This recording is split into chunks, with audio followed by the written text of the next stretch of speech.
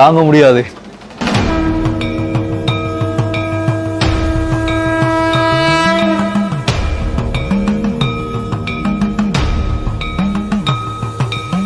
இங்கே அந்த திருட்டு பயம்ன்றது இருக்குது. எப்பவுமே கேர்ஃபுல்லா இருக்க வேண்டியது அவசியம்.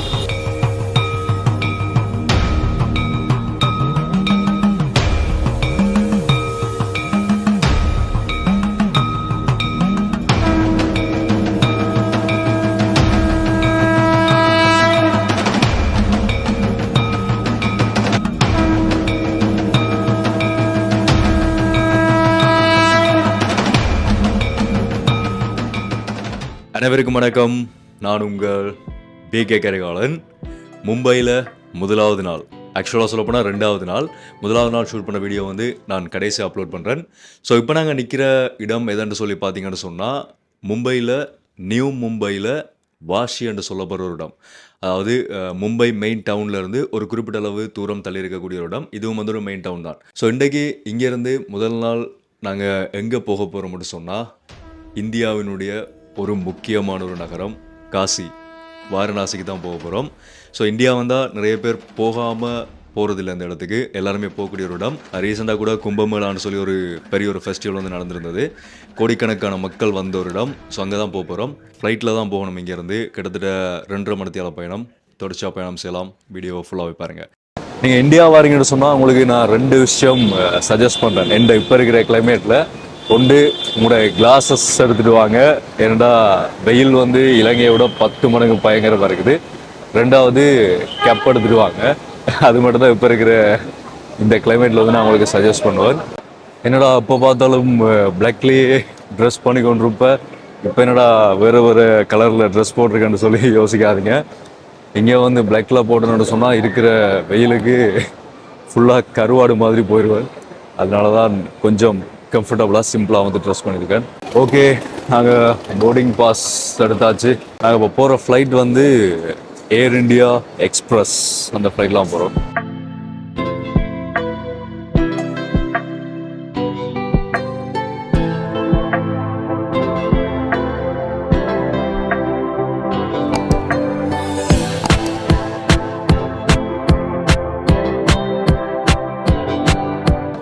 ஓகே, ஸோ ஃபைனலி உத்தரப்பிரதேஷ் வந்து லேண்ட் ஆயாச்சு. Okay, okay, we'll go and have darshan of Ganga river and the aarti. ஓ ஓகே. இப்போ நான் நிற்கிறது வந்து உத்தரப்பிரதேஷ் லக்னோன்றது வந்து உத்தர மாநிலத்தினுடைய கேபிட்டல் நினைக்கிறேன். ஸோ கேபிட்டலாக இருக்கிறது. அங்கே வந்து லால் பகதூர் சாஸ்திரி விமான நிலையத்தில் வந்து நிற்கிறேன். ஸோ நாங்கள் வந்தது வந்து ஒரு பேக்கேஜ் டூர் மாதிரி, ஆசிஃபா டூர்ஸ்ன்னு சொல்லி ஒரு டூர் ஏஜென்சி. ஸோ அவங்களோட ஒரு பேக்கேஜாக தான் வந்து பிளான் பண்ணி வந்திருக்கிறோம். 6 days பேக்கேஜ். ஸோ அதில் தான் நாங்கள் அடுத்தடுத்த இடங்களுக்கு போக போகிறோம். அடுத்தடுத்து எங்கே போகிறோம்ன்றதை வந்து நான் தொடர்ச்சி அப்டேட் பண்ணுறேன். ஸோ இவர் தான் லால் பகதூர் சாஸ்திரி. இவரோட பேர் தான் வந்து இந்த ஏர்போர்ட்டுக்கு வச்சுருக்கு. காந்தியோட போராட்டம் செய்த ஒருத்தர். ஓ, தாங்க முடியாது, பயங்கர வைக்க. ஐயோ, எவ்வளோ டிகிரி செல்சியஸ்ன்னு பார்ப்போம்.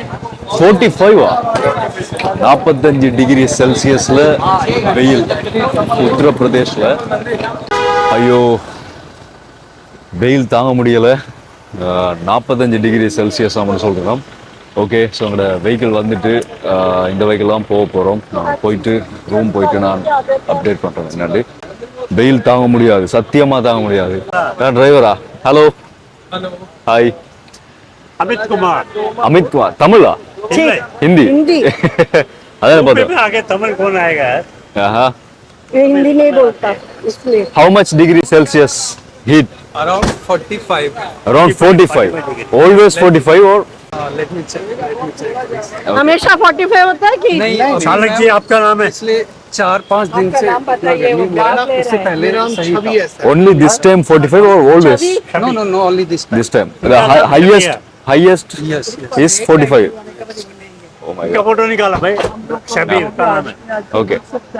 இதுவரைக்கும் என் வாழ்நாளில் உத்தரப்பிரதேசில் பார்த்த மாதிரி வெயில் நான் எங்கேயுமே பார்த்ததில்ல, இலங்கைக்குள்ள எங்கேயுமே பார்த்ததில்ல. அவ்வளவுக்கு பயங்கரமான வெயில். அது எப்படி இருக்கும்னு சொன்னால், நாங்கள் ஹீட்டு கிட்ட போயிட்டு அப்படி இருக்கும், ஒரு நெருப்பு கிட்ட போயிட்டு அப்படி இருக்குமோ அந்த மாதிரி பயங்கரமான ஹீட்டாக இருக்கும். உடம்புல அப்படியே ஃபுல்லாக ஃபீல் ஆகும், நெருப்பு கிட்ட இருக்கிற மாதிரி அப்படியே ஃபீல் ஆகும். 45 டிகிரி செல்சியஸுக்கு மேலே இங்கே வெயில் இருக்கிறதா இங்கே இருக்கிற ஆக்கள் சொல்கிறோம். இங்கே இருக்கிற ஆக்களை நாங்கள் ரோட்டில் எல்லாருமே பார்த்தோம்னு சொன்னால், எல்லாருமே தலையில் உடம்புல எல்லாமே இந்த பெரிய பெரிய துணி எல்லாமே சுற்றி கொண்டு அந்த மாதிரி தான் எல்லா இடமே போய் கொண்டிருக்கணும். அந்த வெயில் தாங்க முடியாமல் அவ்வளவுக்கு பயங்கர வெயிலாக இருக்குது. ஓகே, ஸோ இப்போ மதிய சாப்பாடை முடிச்சுட்டு காசியை நோக்கி போய்கொண்டிருக்கிறோம். வந்துட்டோம். இப்போ நேரம் சரியாக 5:40 ஆகுது, ஈவினிங். ஸோ நைட் வந்து காசியில் ஒரு ஆரத்தி என்று சொல்கிற ஒரு ஃபேமஸான ஒரு விஷயம் இருக்காமன்னு சொல்லி அதை பார்க்குறதுக்காக தான் போய்கொண்டிருக்கிறோம். சரியான தாங்க முடியாத இங்கே ஹீட் இருக்குது, சரியா உண்மையிலேயே முடியலை. எங்களை இலங்கையை வந்து ஒரு வெப்பமும் அதே நேரத்தில் குளிர் எல்லாமே சேர்ந்த ஒரு நாடு தான். அதுவும் எங்கட வடக்கு பக்கம் வந்து எப்போவுமே வெப்பமான இடமாக தான் இருக்குது. அங்கேருந்து வந்து எனக்கே இங்கே வந்து உண்மையிலேயே தாங்க முடியலை. இப்போ வந்து காசியை பார்ப்போம், இங்கே என்ன மாதிரி இருக்குது, என்ன விஷயங்கள் எல்லாம் இருக்குது. பயங்கரமான க்ரௌட் போய்கொண்டு இருக்கு. அண்ட் அதே நேரத்தில் காசியில் வந்து எங்களுக்கு வந்தோடனே கைட் சொன்ன ஒரு முக்கியமான விஷயம் என்னென்னு சொன்னால், இங்கே வந்து பிட் பாக்கெட் அடிக்கிறது அதிகமாக இருக்குது. கவனமாக கூட பொருளை வந்து வச்சுக்கொள்ளுங்க. எப்போவுமே கைடோடய இருங்கன்னு சொல்லித்தான் அவர் சொல்லியிருந்தார். ஸோ உங்களோட ஒரு கைடு ஒருத்தர் வரார். அதனால இங்கே அந்த திருட்டு பயம்ன்றது இருக்குது. எப்போவுமே கேர்ஃபுல்லாக இருக்க வேண்டியது அவசியம். யாரை பார்த்தாலுமே பயமாக இருக்கு. ஓகே, இதுதான் காசியோட நகரம். காசி வந்து 2000 வருஷம் பழமையான நகரம்னு சொல்லி சொல்கிறோம் இங்கே இருக்கிறார்கள். இந்த நகரத்தினுடைய வரலாற்று அடிப்படையில். அதே மாதிரி சில இடங்களில் வந்து நான் கேள்விப்பட்ட வரைக்கும் உலகத்தினுடைய முதலாவது நகரம் என்று சொல்லி சொல்லப்படுற இடம் தான் இந்த காசி என்ற இந்த இடம். அது வந்து இந்த மத ரீதியான அடிப்படையிலையும் சில சொல்லப்படலாம், ஆனால் உண்மையான்றது தெரியாது. ஆனால் உலகத்தினுடைய முதலாவது நகரம் சொல்லி சொல்லப்படுறது. பயங்கர க்ரௌடாக இருக்குது. இப்போ நாங்கள் வந்து இங்கேருந்து ஒரு குறிப்பிட்ட தூரம் நாங்கள் நடந்து போகணும். நடந்து போய்தான் அந்த இடத்தை போய் பார்க்கணும். இங்கே இந்த சைக்கிள் ரிச்சாலாம் இன்னுமே இருக்குது. இங்கேருந்து காரில் போக முடியாதுன்றபடியாக சைக்கிள் ரிச்சால வார டூரிஸ்ட்டை வந்து கூட்டிகிட்டு போய் கொண்டிருக்கிறோம். ஸோ நாங்கள் வந்து நடந்து போகணும்னு சொல்லி பிளான் பண்ணி நடந்து போகிறோம். ஸோ எல்லா விதமான ரிச்சா வண்டிஸும் வந்து இருக்குது. சுற்றியுமே நிறைய கடைகள், எங்களோட கொழும்பு பெட்டா மாதிரி இருக்குது. சைடில் வந்து ஃபுல்லாகவே கடைகள் தான் இருக்குது. எப்போவுமே வரும்போது நீங்கள் ஒன்றை மட்டும் மனசில் வச்சுக்கொள்ளுங்க, இடம் பார்க்க போகிறன்றதை தாண்டி இங்கே பிட் பாக்கெட்ன்றது அதிகமாக இருக்குது, திருட்டு பயம் அதிகமாக இருக்குது. அவர் திரும்ப அதுதான் சொல்லியிருந்தார். இங்கே வந்து போலீஸ் எல்லாம் விரிக்கணும், ஆனாலும் அடிச்சுட்டு போயிட்டு ஒன்றும் செய்ய முடியாது. யார் அடிச்சுட்டு போனால் எங்கே போனான்றது தெரியாது. அதனால அதில் மட்டும் உங்களோட உடைமைகளை பாதுகாத்து கொள்றதுல மட்டும் எப்போவுமே கவனமாக இருந்து கொள்ளுங்க. நீங்கள் வாராக்கள் அதை மட்டும் மனசில் வச்சுக்கொள்ளுங்க. ஓகே, இங்கே போலீஸ் ஆஃபீஸர்ஸ் நிற்கணும் பாதுகாப்புக்கு. இவருக்கு எவ்வளோ பேர் வந்து கேட்டுட்டு போகிறேன், நான் உனக்கு காமிக்கட்டா உள்ள சுற்றி நானே ட்ராவல் கேட்டுக்கிறேன். கைடு கேட்குறாங்க. அதான் சொல்கிறேன், நிறைய பேர் என்ன தெரியும் இங்கே, உங்களை வந்து அப்ரோச் பண்ணல. இல்லாட்டி பை நவ் நிறைய பேர் 20 வருஷமாக செஞ்சுட்டு இருக்காரு.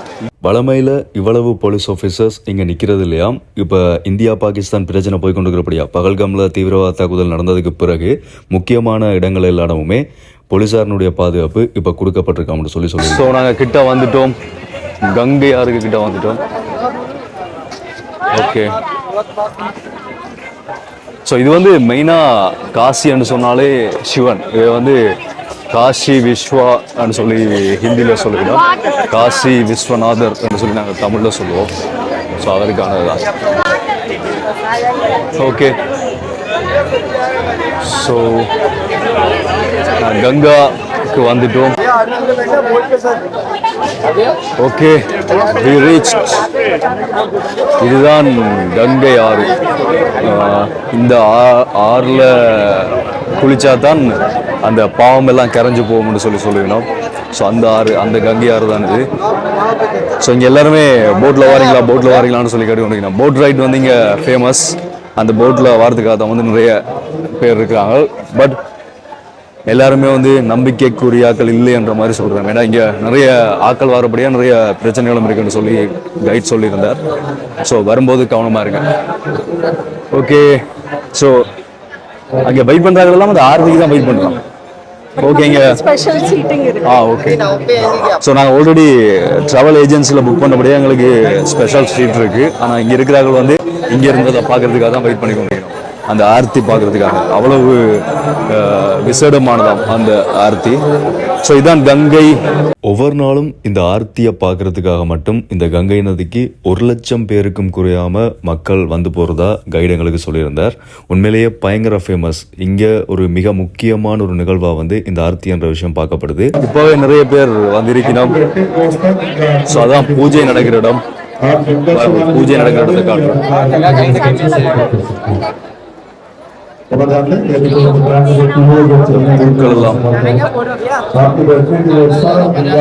இதுதான் பூஜை நடக்கிற இடம். இந்த ஆர்த்தி ரெடி பண்ணி கொண்டிருக்கிறோம். அந்த ஆர்த்தி காட்டுறதுக்காக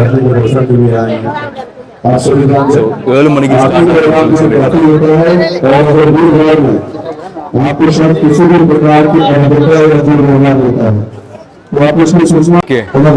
ஸ்பெஷல் சீட்டிங். ஸோ இது மேல இருந்து சார்ஜ் போடப்பட்டிருக்கு. வந்து நாங்க காசியில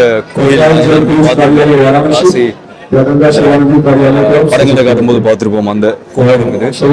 ஸோ இங்க வந்து கோபுரங்கள் எல்லாமே வந்து எங்கட தமிழ் மக்களோட கோவில கோபுரம் மாதிரி இருக்காது, வித்தியாசமா இருக்கும். இந்த இடத்துல இந்த கங்கை நதி கரையில 7 மேடைகள் போடப்பட்டிருக்குது. அந்த பூக்கள் போடப்பட்டிருக்கிற அந்த மேடைகள் போடப்பட்டிருக்குது. அந்த இடத்துல இருந்து தான் அந்த ஆர்த்தி என்ற அந்த தீபம் வந்து காட்டப்படும்.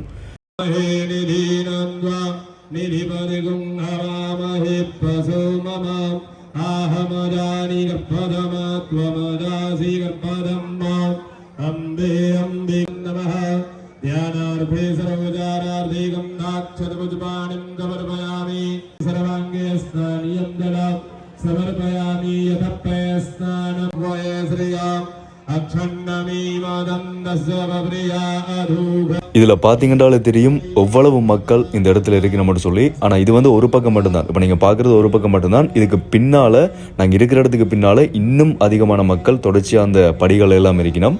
1,00,000 பேருக்கும் குறையாம ஒவ்வொரு நாளுமே வந்து போறதா சொல்லப்படுது.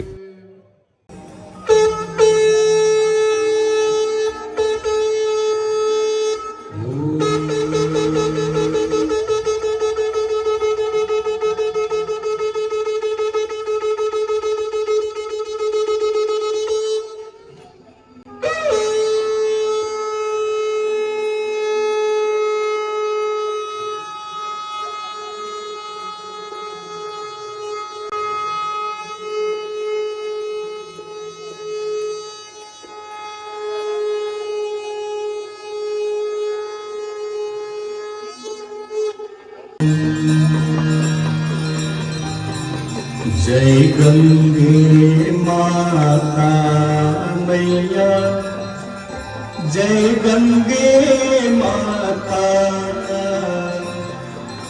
जो नर तुमको ध्याता, जो नर मैया जी को ध्याता, वांछित फल पाता। जय गंगे माता, जय गंगे माता मैया, जय गंगे माता, जो नर तुमको ध्याता, जो नर मैया जी को ध्याता, वांछित फल पाता।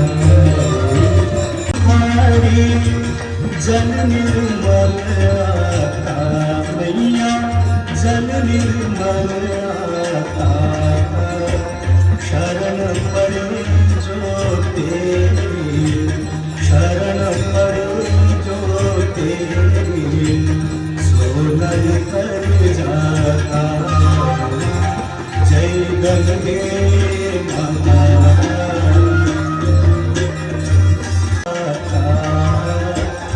तेरी गोद में आकर, तेरी गोद में आकर, मन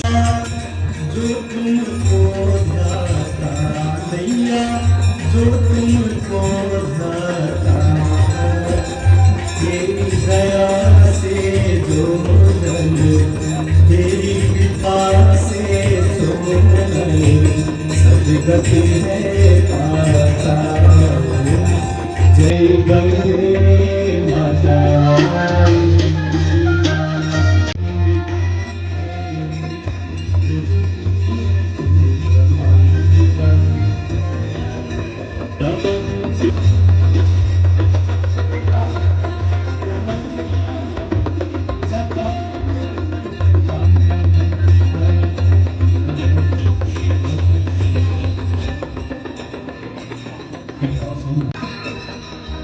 जटाटविकलं